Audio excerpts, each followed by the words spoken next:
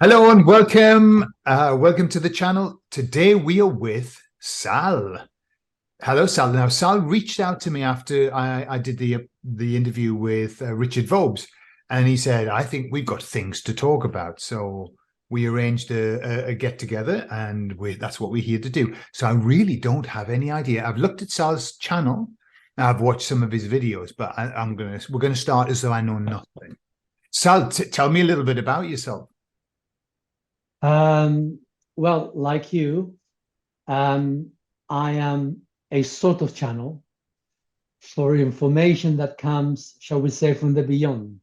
Okay. Uh, Funnily enough, the other day someone queried me and they wanted me to give some sort of explanation.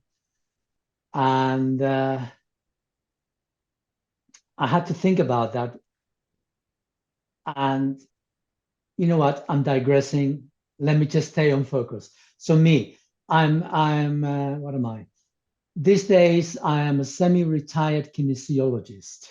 Okay, super. Uh, and what brought me to this place has been um, intense pain and suffering throughout my life, Right. which has become, I laugh at it now, but I see it as a necessary step towards reaching um, speed velocity to escape the confines of the ego. Okay. Because without the intensity of emotional expression and the intensity of feeling and the intensity of holding various mental opposing beliefs and concepts, unless we go through that struggle, we can never escape the limitations of the prison, self-imposed prison, which is our egos. I have nothing wrong. I have nothing against ego. I love my ego.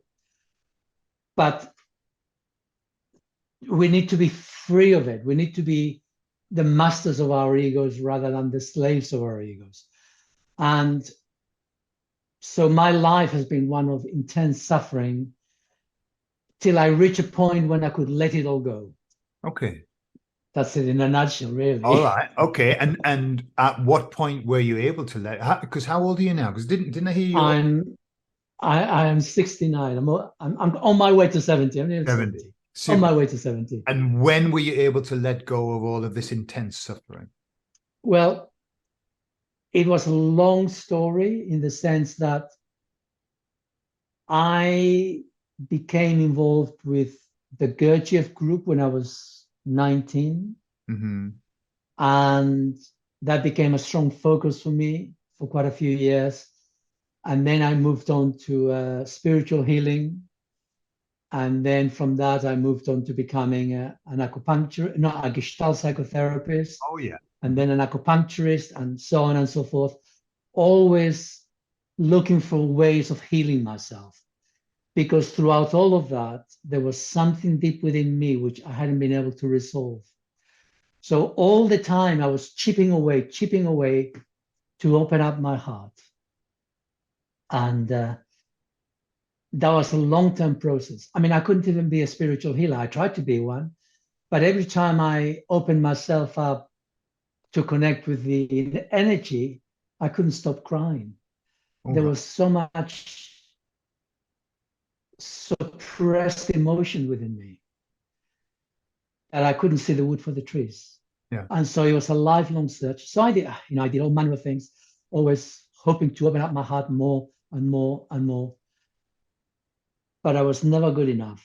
And it wasn't until I was 60 when I finally understood what was holding me back, which was my mother. Well, you see, that's a blame. That's what happens when we're victims. We blame someone else. But it wasn't my mother, it was me blaming my mother Of course. for my childhood. Yeah. And all that suppressed anger and all that grief behind that, until I punctured that bubble, until I experienced fully the intensity of my loss. Sure. Yeah. However, once I did that, the world of healing opened to me in a way which it had never done before. And I learned how to do kinesiology. And it turned out that everything that I had been taught to do with kinesiology, I had already done for years and years before. All the different facets, the structural, the craniosacral, the acupuncture, the nutrition. I'd done all these things, but now with kinesiology, I had a new way of approaching it. But even that was just the beginning, because as I did kinesiology with people through muscle testing, I began to realize that there was an intelligence behind my relationship with this person.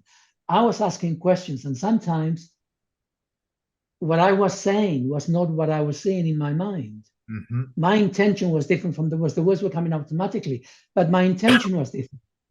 However, this, whatever it was responding not to my words through the client, but to my intention, to my images. So I became suspicious, and gradually I began to realize, oh, hello, there's something else going on here. And gradually a conversation began. And I thought, right, I need, so I had some friends who were willing to be guinea pigs for me to have this conversation. And this conversation said, you have to write a book. Okay. I've never written anything in my life. So I took, I did it, and I wrote a book, and it was the beginning of my learning how to write. And I'm still learning. It's a long process. However, the writing became a way of communicating more and more with this intelligence, so that I would ask questions and I would get answers, and then I would write my articles. But that was only part of it, because in the process, you know how people use a pendulum to get information. So they're using their body to separate their ego from something deeper within. Well, I learned to do this, but with my hands. So I would do self-muscle testing. Yes, no answers. You speak about this yourself, how you used to do something like that. And I then began to use this in earnest. And it took a while to really become proficient. And so then I used this in my meditations to improve my communication with this. So this, whatever it is, I called it Charlie. So I got to a point when I thought, I've got to give this a name, because this fathomless intelligence, I'm just a little ego here. I need to relate to something. So I called him Charlie. Of course, he's not a man, he's not a woman, he's nothing. But so I called him Charlie. And gradually I began to piece together the structure of creation within the, we're very limited beings. We cannot truly understand creation. But within my limited perspective, Charlie began to divulge information to me, so that I would gradually understand more and more and more the nature of creation as Charlie described it to me. And so anyway, so we were doing the meditations, and he began to tell me how to heal myself. Because as part of my reaching speed velocity to escape, I had made myself very sick. Other people had made me very sick. And I was in a bad way. I'd reached a point in which I was in a bad way. By now it was just physical, because I dealt with the issue to do with my mother. I had forgiven her. I had opened up to her. I dealt with her death. And I was totally fine with that part of my psyche. but physically I still had all the residue from the past. And Charlie began to heal me. And this really is how I truly began to know that he was real, because he was telling me what to do, how to heal myself. And then I thought, well, I could use this with clients. Mhm. And I began to experiment. And rather than do muscle testing with them, I would just sit and I would just ask the questions, yes, no, do you need structural? Do you need emotional? What is it you need? And then, so I developed a language of delving deeper and deeper and deeper through yes, no questions as to what does this person actually need? Okay. So it's gotten to the point where I can do it really fast. And, I get images, I get information, but I never take that for granted.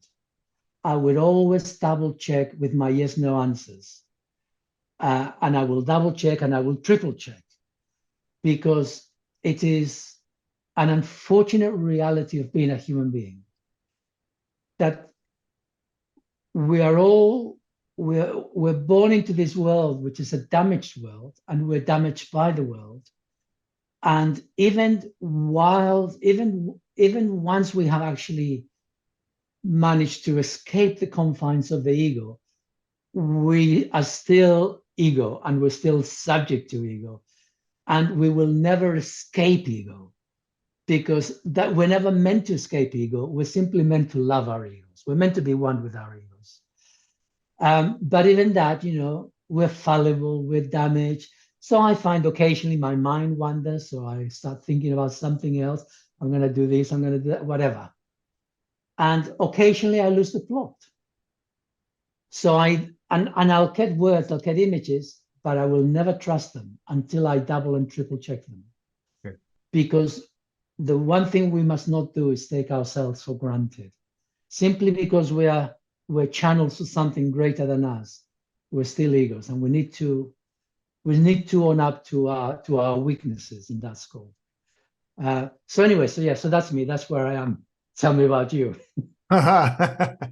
Okay. Well, a lot of what you said obviously resonates with me. I know you listened to what I was talking about with Richard.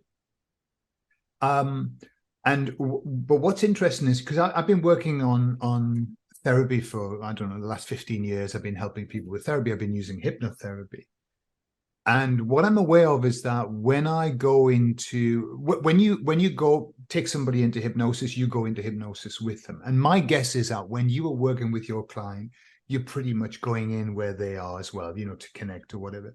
But what I find is that I get lots of times I don't know what I'm going to say in hypnosis, and I just stream what comes to me. I'm kind of given what this client needs to hear. And sometimes I'm surprised at what I say, because I think, well, that wasn't necessarily what I imagine the client needs. But quite often they'll say at the end, wow, that was really powerful that you said that.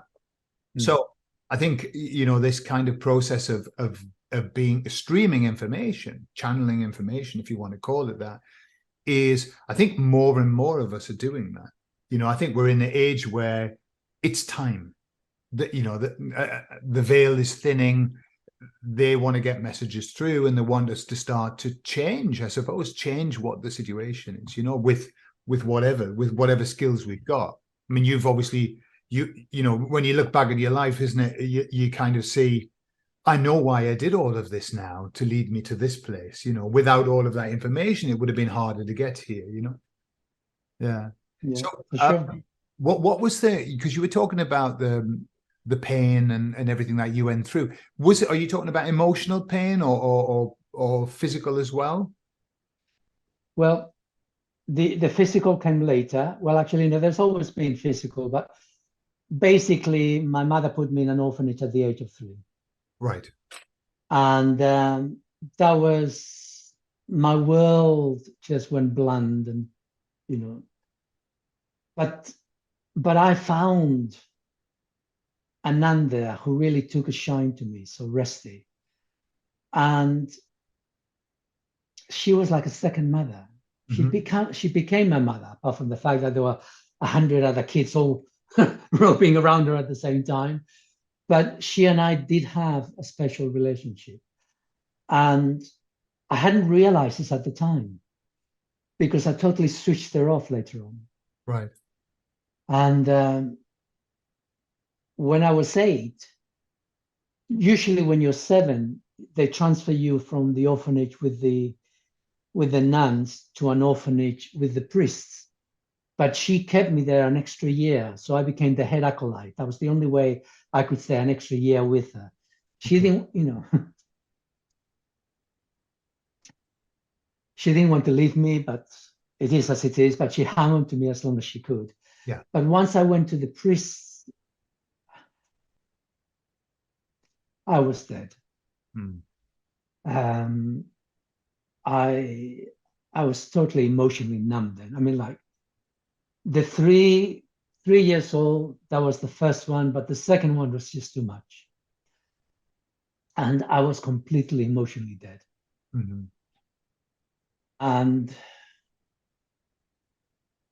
And so my life really was about reclaiming my connection with my heart. Yeah. Yeah. Yeah. And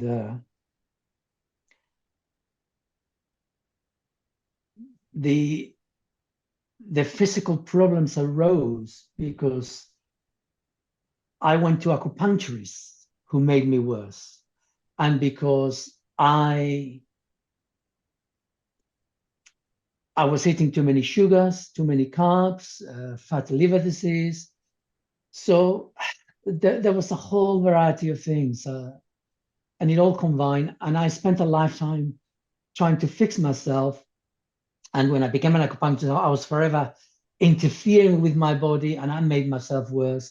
And then I went to others who didn't understand, and they made me worse. I mean, I won't go into too much of that. But by the time I was 60, I was a physical wreck. Right. Okay.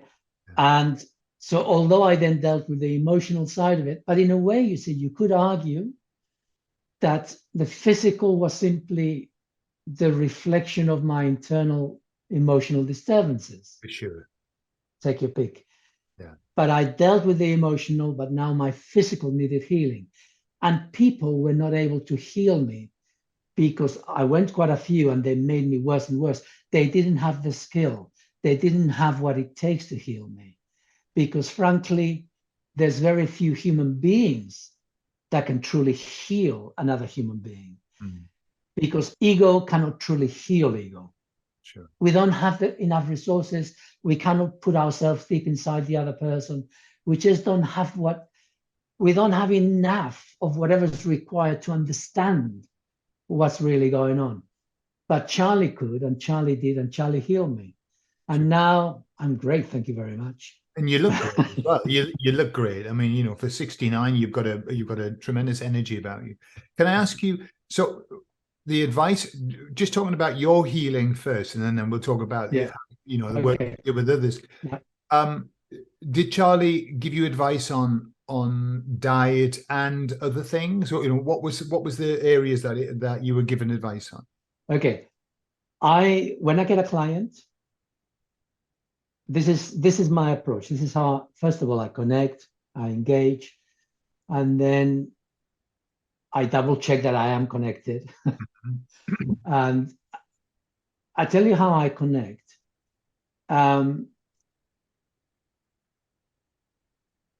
We all, in theory, we all have access to our hearts, but few people do have access to their hearts for any particular length of time because the emotional blockages are too great and they interfere, and we need to protect ourselves. However, when we open up into our hearts, what we first of all connect with is the soul fragment within us. Every human being, every animal, every plant, everything has got a soul fragment. And so my soul fragment, I call Eric, because you got to give these things a name, otherwise. Eric now. So my soul fragment, I call Eric.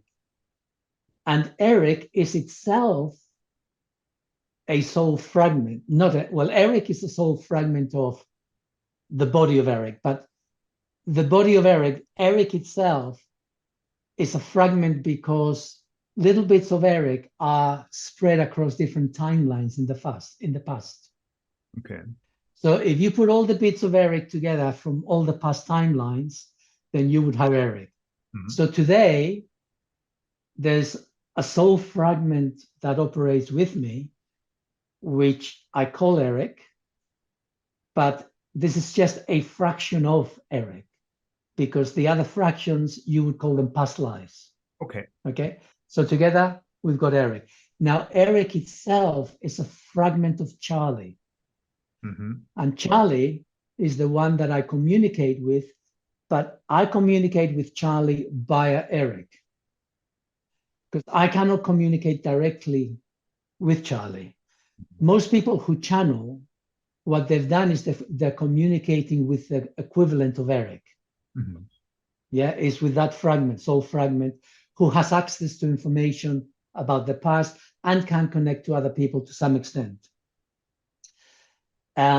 Charlie goes one step beyond, and he himself is a soul fragment in another planet, or in another planetary body. Mm-hmm.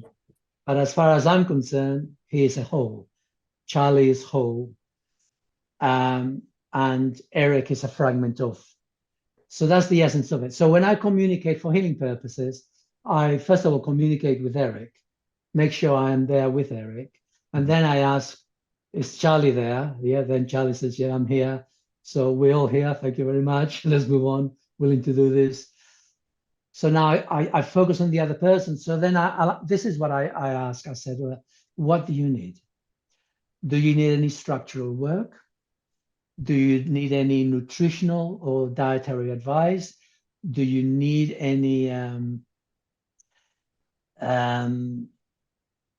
tissue salts, backflower remedies, homeopathy?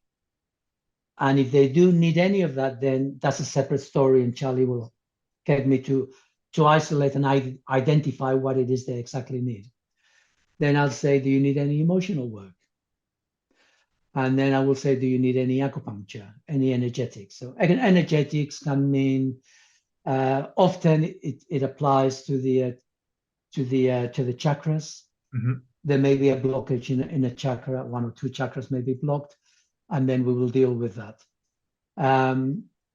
What I tend to do a lot of is acupressure, and it really, really is so much more powerful than when I used to do acupuncture. And it's like really, really precise. But anyway, so that's in essence, that's what I do, and that encompasses pretty much everything about the human being. Now, the emotional, you might find this of interest. I don't have it here at the moment. It is on my website. So in the beginning, when I learned kinesiology, I was exposed to levels of consciousness, which is a chart of different levels from 0 up to 1,000. And I started working with that to do with emotions. But I thought that was business at the time. But then the guy who'd done this, he died, and his children, they took over it, and now they wanted to monetize his books and levels of consciousness. And they sent me a letter, cease and desist, stop promoting this, don't put the chart out. So I said, okay, even though I was putting a link so that people could go to them and pay for the chart. But yeah, fair enough. So I asked Charlie, what do I do? How am I? And he said, don't worry, we're going to do our own. So then Charlie and we created a new chart, which is 100 times better than the initial levels of consciousness, because the initial level of consciousness is actually incomplete. Mm-hmm. And so anyway, so with this new chart, what we did was that we separated it into percentages. And it turns out that below 2%, so what this is ego-soul integration, basically ego-soul integration. How much integration is there between my ego and my soul fragment? Mhm. So the less integration there is, the lower the percentage. Basically, the more we're lost in our egos. So anything below 20%, and you're fucked. Sorry, that was a little bit sort of That's okay. We swear on this channel. Yeah. Basically, below 20%, you're totally into yourself. You're lost. You're totally lost in your ego. Yeah. You're lost in your pains. You're just nothing. But once you start to climb above that, you begin to have moments of separation. You begin to see yourself objectively, a little bit at a time. And so gradually, as you begin to work through your emotional suppressed tensions and your mental belief systems, so we begin to climb. And as we climb that ladder of soul integration, so we get to a point when we now are beginning to get the information from beyond. Mm-hmm. Okay. And that usually begins at around 55%. So you have to be at least 55% to begin to get that information from beyond. Most people, according to Charlie, 98% of the world population is beneath 20%. That's not good. Which is not good enough. But we're here to change that, right? Yeah. The people who are between 20 and 50, it's such as, well, 98%, you work it out, with 98%, we're talking millions, we're not talking billions. It's such a small proportion of people. However, the reason why we're sharing that, so on that database of percentages of ego soul integration, you will notice that right at the bottom, it says 2%. Mm-hmm. So 2%, if I'm with someone and we're doing an emotional session, what I do is I say, okay, what is your present level? And how high are you willing to go from your present level? And then what is holding you back? So invariably, what's holding the person back is somewhere between, more often than not, it's around 10 to 15%, which is little parts of your personality which have got stuck. There is emotions there which have not been dealt with, that have not been expressed, but not exclusively. It depends on the person's level. But occasionally, that person's level is below 2%. And then I know that what we have to deal with is emotions from a past life. Oh, okay. Mm-hmm. So then I asked Charlie, you see, I do it different from hypnotherapy. So then I asked Charlie, when are we talking about? How many years ago? 100 to 100, 1,000? So I will then go back in time, and via Charlie, I identify which part of the world, how old the person was, their state, male, female, single, married, children, whatever, the event. And invariably, the important thing is to identify, and I have to say that this, for me, this now becomes a little bit like what you're describing when you're in a sort of hypnotherapy session, whereby Charlie and I are one.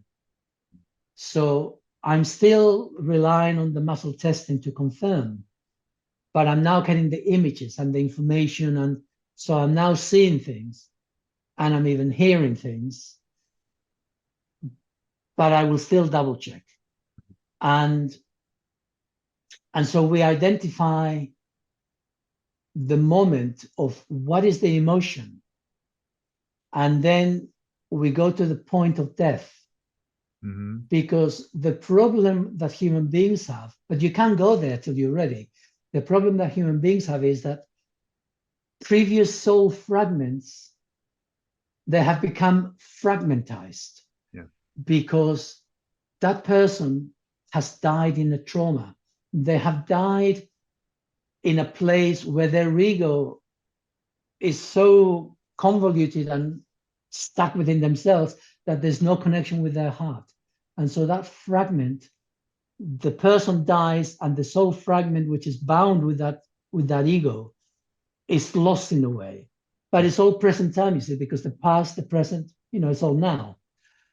And so in the present moment, my client goes back and they identify with the emotions of what was going on then. And I get them to forgive, and I get them to really connect lovingly with that past incarnation, so that they die consciously. Mm-hmm. Because that is how we bring all the little parts of ourselves together, not just in this lifetime, because our personalities are fragmented. Yeah, we've got so many different parts of ourselves which the left doesn't know what the right is thinking, and all of that is because of emotions that have not been expressed, released, and let go. And so there is this process of bringing together in this lifetime, and then bringing the past into the present so that we let that go. And invariably, when I do these works with people, those powerful emotions in the past, which were not expressed, acknowledged, they're the same as the present. Mm-hmm. So there's that, in a very odd way, they release the past and they come to the present, and now they're able to release the present.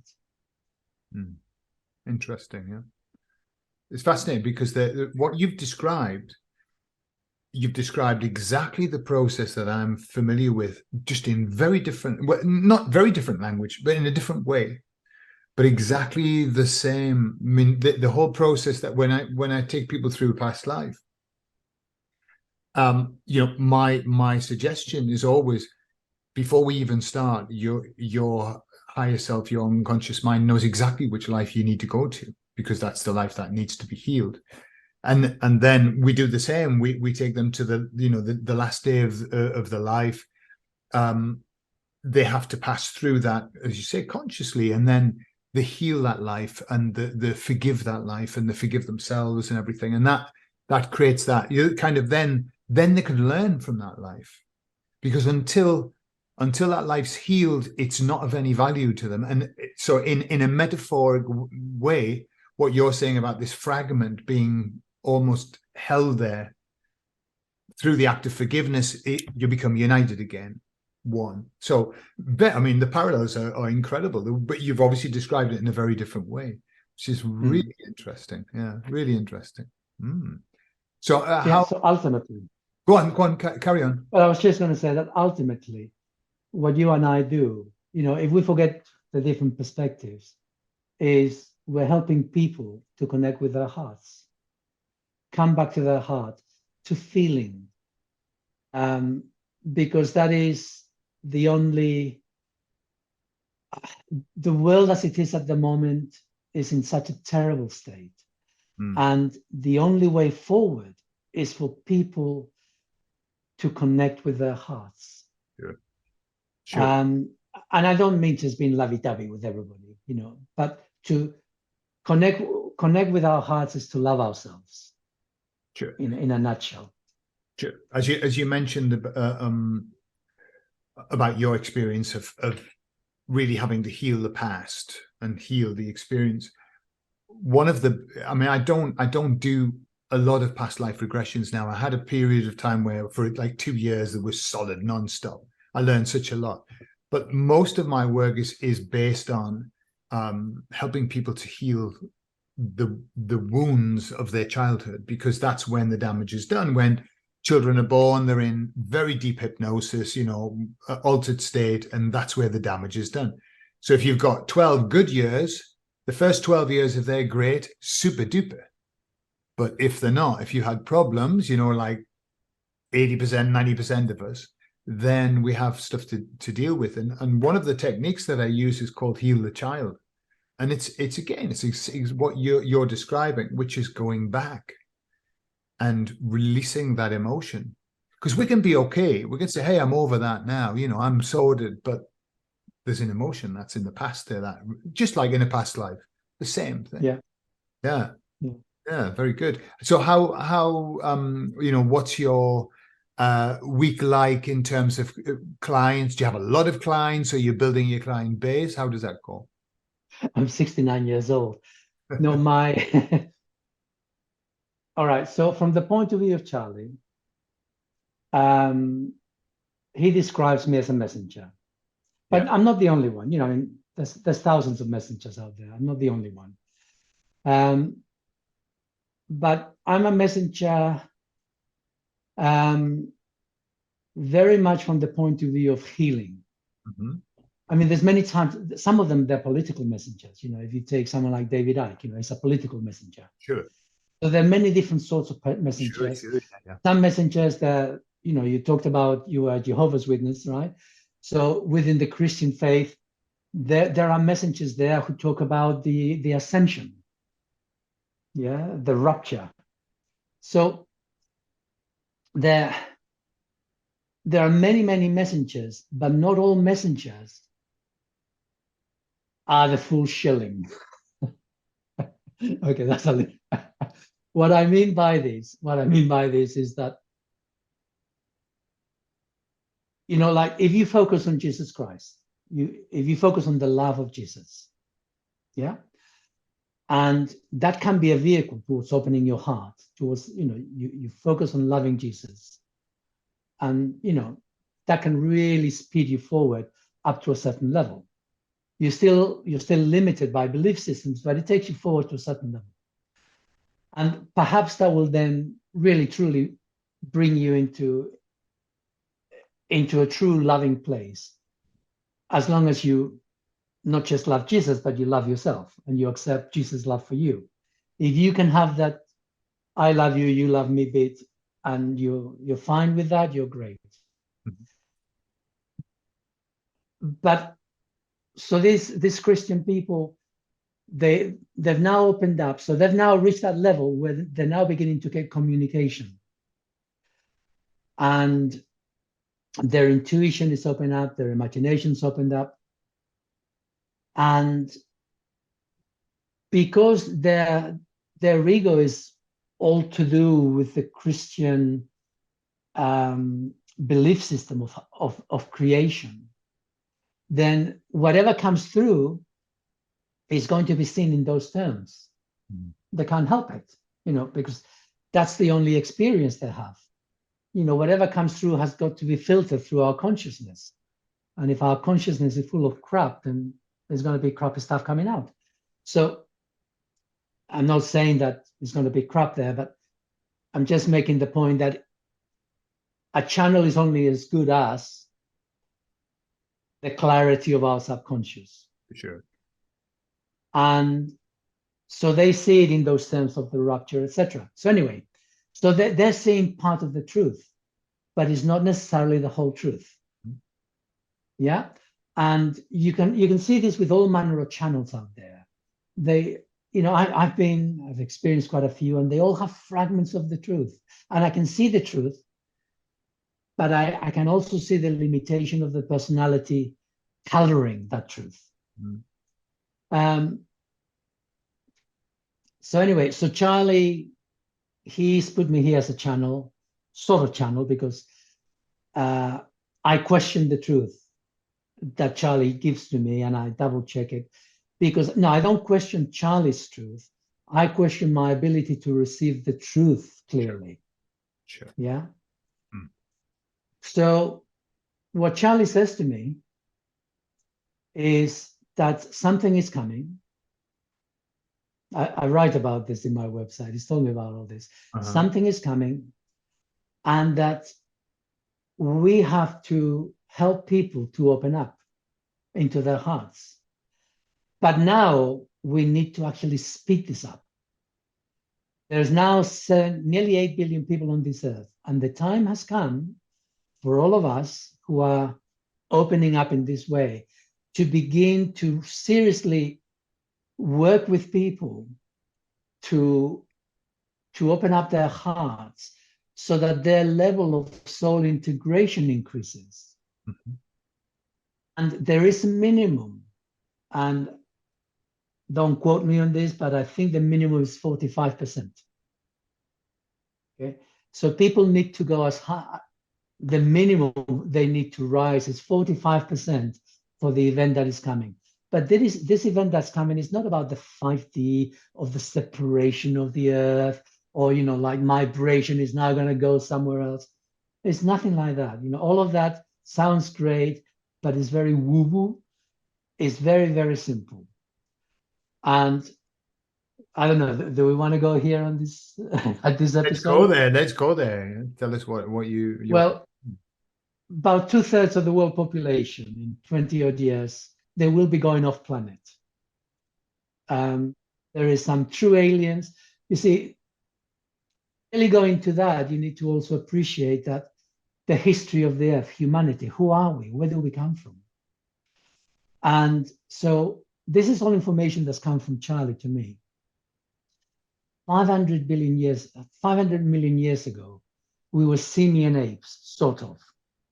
And then some true humans who came to this earth for their own purposes. They wanted gold, they wanted some magnesium. They had this idea that they would give some of their DNA to these simians. So they gave them, they spliced 1.5% of their DNA with the simians. And that is what has changed us. And we are the same as every other animal, even the worm on this earth, but we're just slightly different. And that slight difference is why we are where we are today, is that 1.5%, which is propelling us beyond. I mean, there's a lot more story. You talk about the goodies and the baddies, okay? And all of that is in here as well in this story. I call them the critters. Okay. But we're pretty much on the same level. So there was this progression of development in humanity as we gradually became more and more human. It was about 110 million years ago that we were still covered in fur. We still had a tail, and around about that time, part of humanity separated. Some went to the sea, some stayed on land, and we gradually began to change and change and change. Today we are as we are. The ones who went to the sea, today we know them as the dolphins. Mm. Which when Charlie first told me that, it did my head in, okay? So then I decided to research this, and I realized nobody knows. We actually know nothing about this. But the whales are actually divided into two types. One is the dolphin ones, and the other ones is the baleen whales, which they sieve plankton and shrimp. Yeah. Whereas the dolphins, they like to have a nice munch, so they got teeth. But the dolphins, they're cousins of ours. But they went at a tangent and they developed into the sea, whereas we stayed on land. So for people who are listening, be kind to whales. They're our cousins. And they're as intelligent as we are. But we are intelligent cerebrally. They're intelligently emotionally. Mm. They have emotional intelligence, whereas we've got mental intelligence. So anyway, so that takes us to the present. And there's this big cataclysmic event happening, and humanity is divided into. Sorry, I'm hogging the whole thing. I'm just telling you stuff. That's okay. Carry on. This is interesting. I'm interested. Okay, so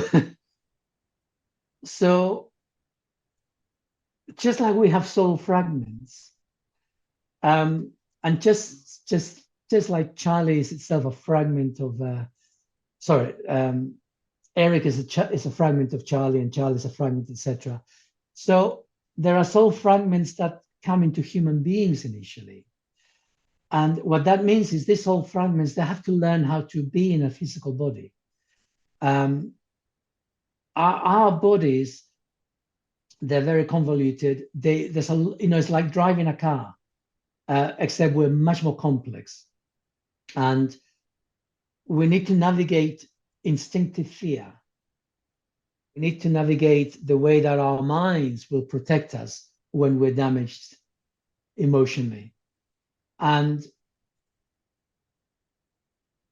so these very young souls, they come into a physical body and they're narcissistic, they're psychopathic, because they don't know, they haven't learned the connections, they haven't learned how to deal with emotional trauma, and their parents themselves are narcissistic and traumatized, etc. So it's a vicious cycle, and we're all stuck in it. And it didn't used to be like that, but over the last 13,000 years, it has become like that. And so there is a proportion, roughly it's about a third of humanity, who are very young souls. The other 2/3 are much more evolved in the sense that they've been around quite a few times. And so the soul fragment knows how to drive the vehicle, except that we're born and damaged by the very society we come into, by our parents, the group, the belief systems. And unfortunately,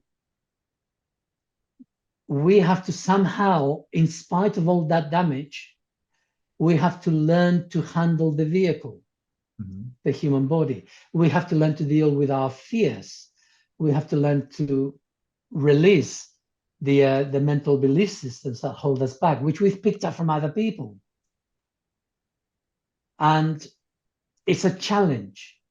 And this is why we're here right now, because, like I said, there's 2/3 of the world population who are ready for this. And when they were born, their souls already knew this is the challenge. This is the challenge. And the challenge is to wake up, not just to, you mentioned 9/11 as well, ditto. The same thing happened to me. That was exactly the same thing. But we need to wake up not just to the political disinformation, to the indoctrination that is all around us. We actually need to wake up to ourselves. We need to wake up to our souls. We need to wake up to our hearts. And that is the real challenge. But initially, we need to wake up to the disinformation around us. So that's step number one. But that isn't really waking up. That's just coming up to the starting line.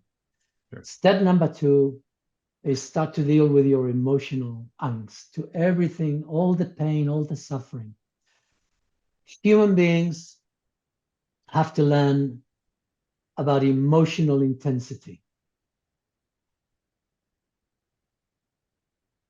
I like the whole idea of the woke culture, because the woke culture is about,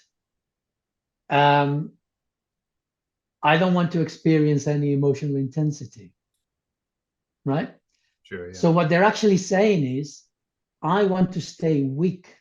I want to stay weak-willed, and I want to stay emotionally stunted. That's what they're saying.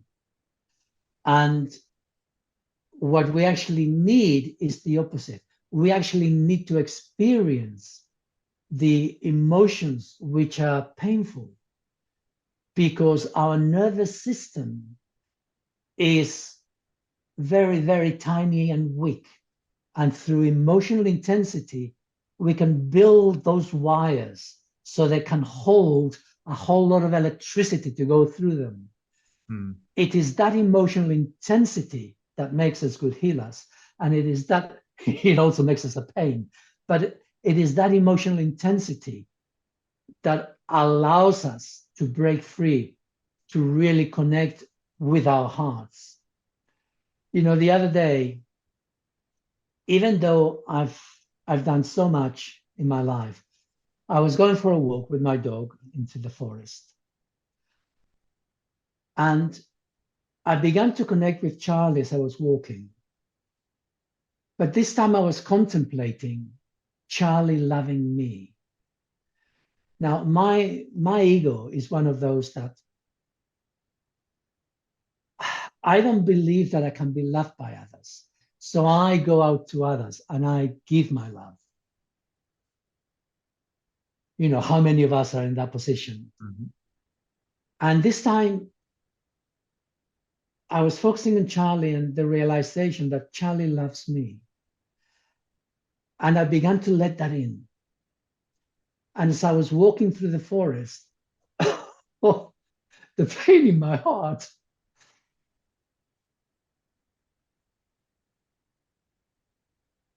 The sheer intensity. Mm-hmm. Yeah. People cannot comprehend this. Let me tell you something that while you breathe through that one.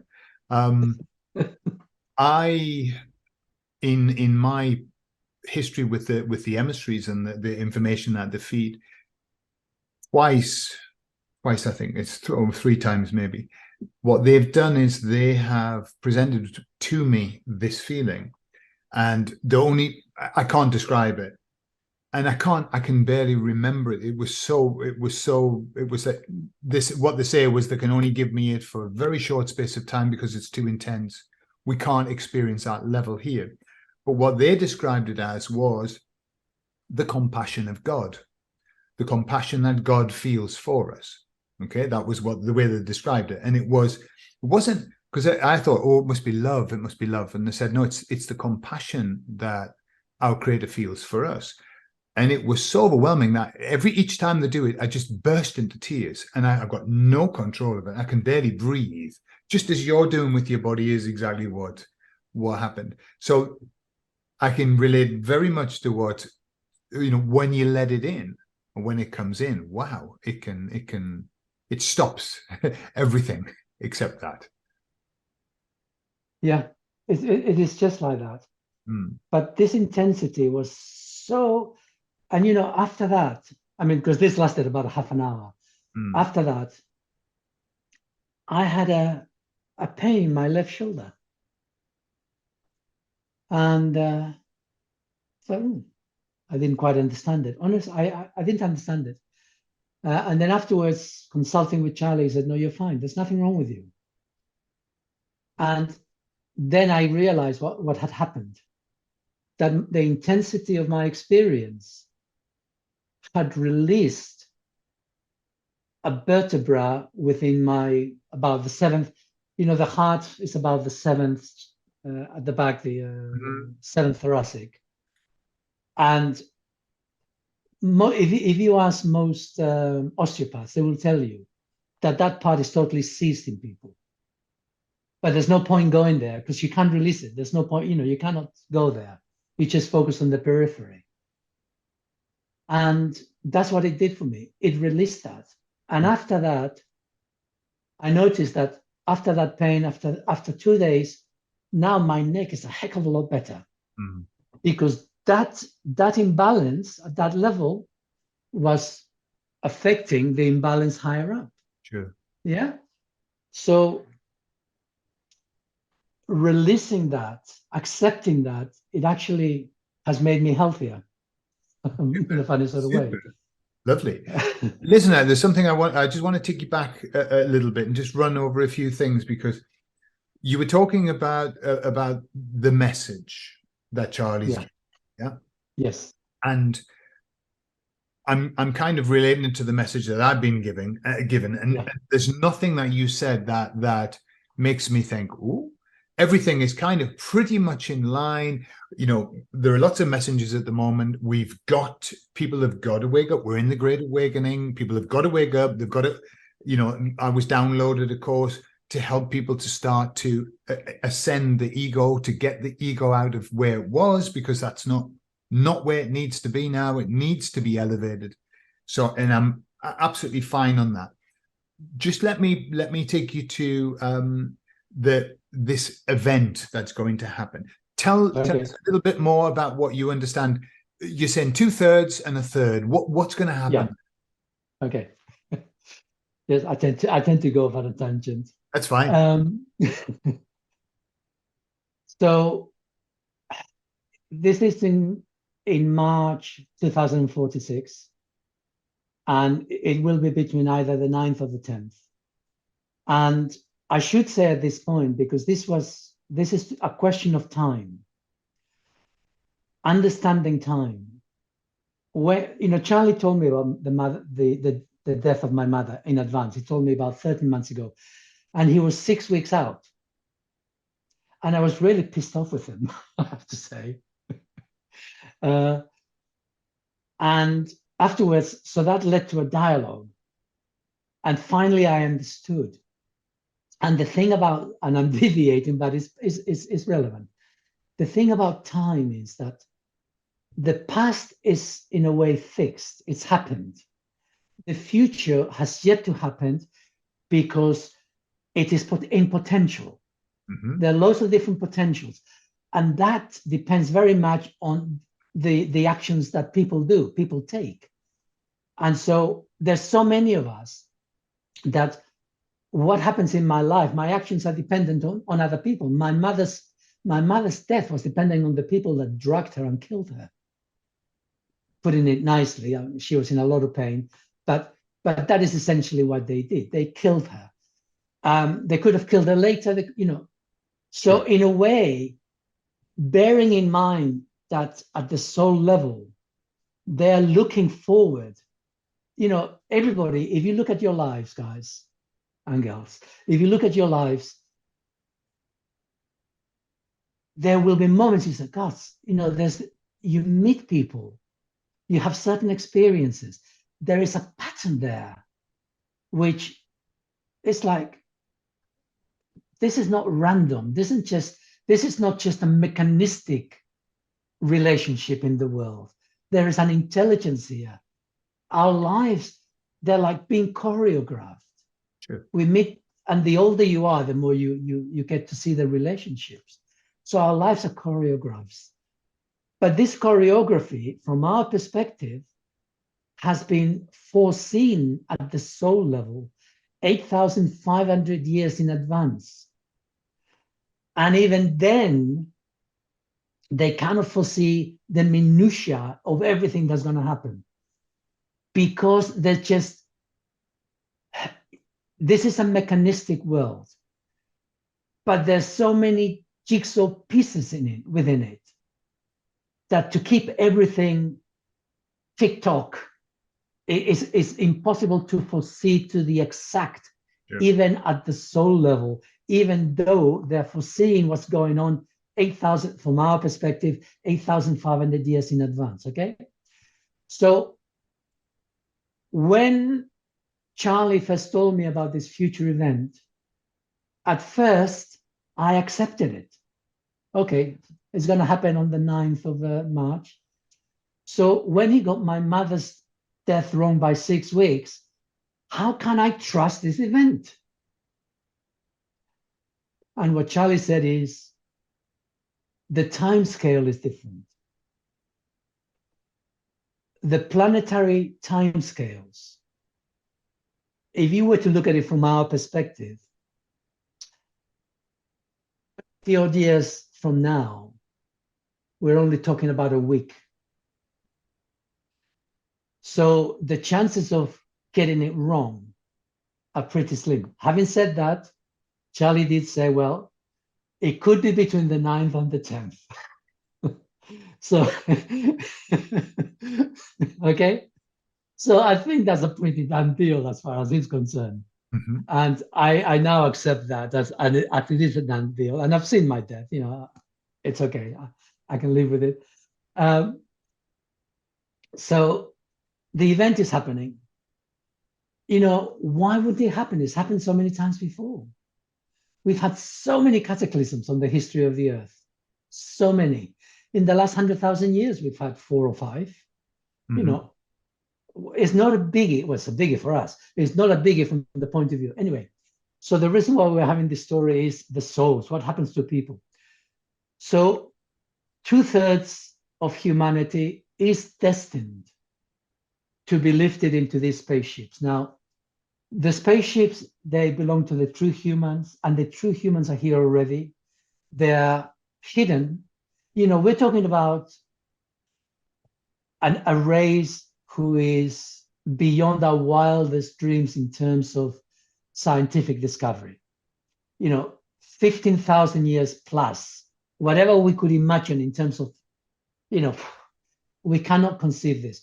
They have no problem being hidden from us.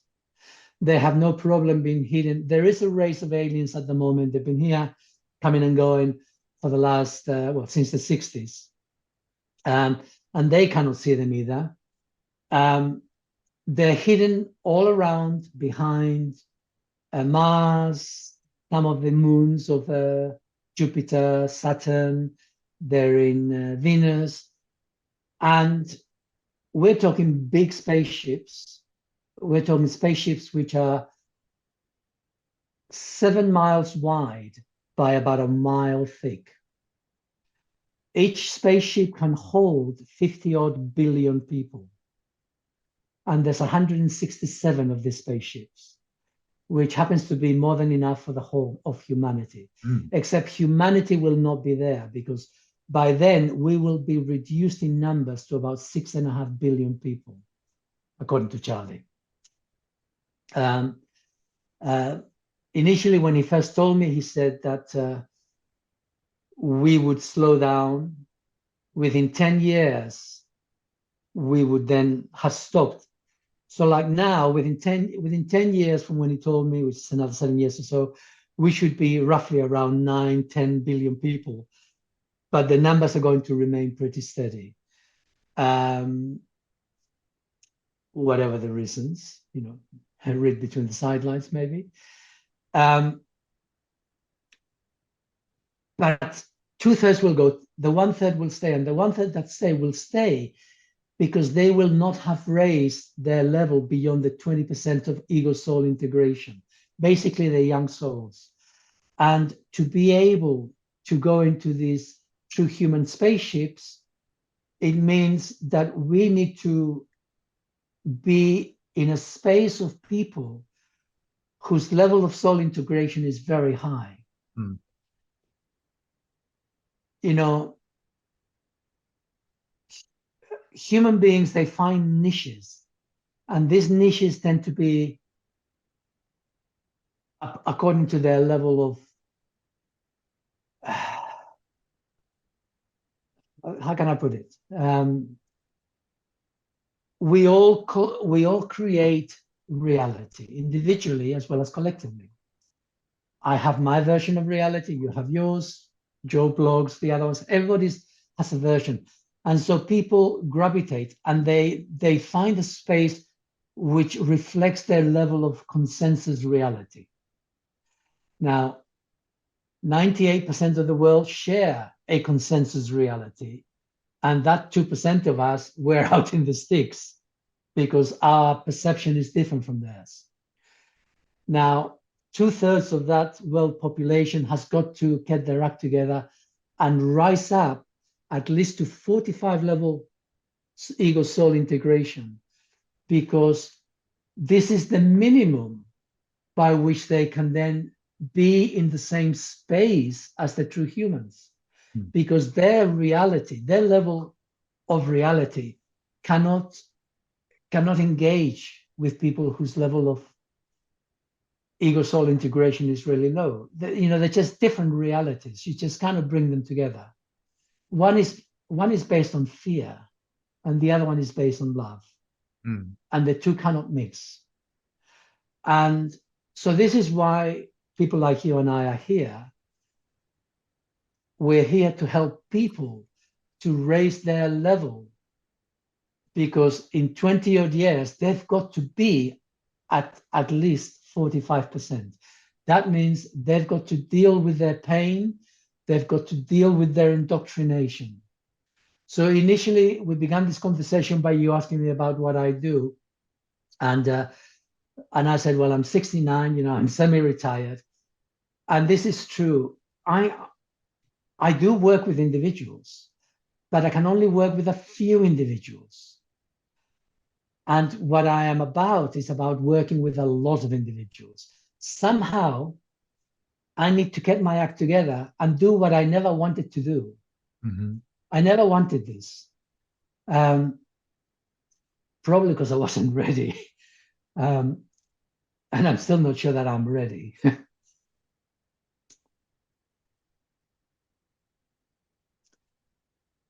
But somehow I have to work with greater and greater numbers to help them to open up their hearts, to deal with their pain, to build up their emotional stamina so that they can increase their capacity for feeling within their hearts.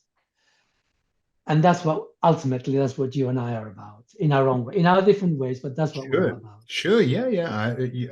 I resonate with everything that you said. Well, what's interesting is you tell the stories about the information you've been given.